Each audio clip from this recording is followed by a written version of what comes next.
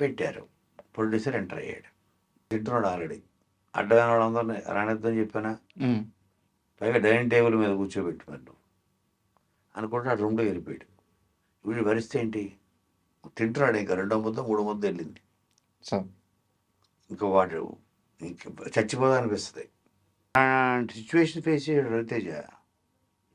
అక్కడి నుంచి బట్ కష్టాన్ని మాత్రం అతను నమ్ముకున్నాడు, వదలలేదు. కసి తర్వాత ఇక అతనికి అవకాశాలు వచ్చింది. అతను అంటూ ఒక మార్కు, ఒక ఇది తెచ్చుకున్నాడు. వన్ ఫైన్ డే ఆ ప్రొడ్యూసర్ డేట్ల కోసం మేకప్ ఫ్యాన్ బయట తిరుగుతున్నాడు, కూర్చున్నాడు లోపల. సార్ పలానా ప్రొడ్యూసరు బయట వెయిట్ చేస్తున్నాడు అన్నాడు.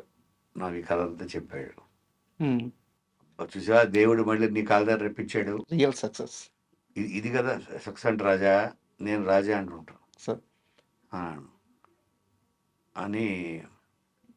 ఇప్పుడు నువ్వు కూడా నీ లెవెల్లో నీ స్టేజ్ చూపించాలి కదా. అతను అడిగి నువ్వు పొరపాటు కూడా డేట్లు ఇవ్వద్దు, ఇది చేసిన అవమానానికి లేదు ఇస్తా అన్నాడు.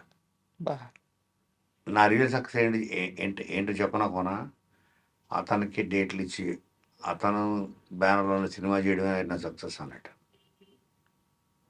చేశాడు.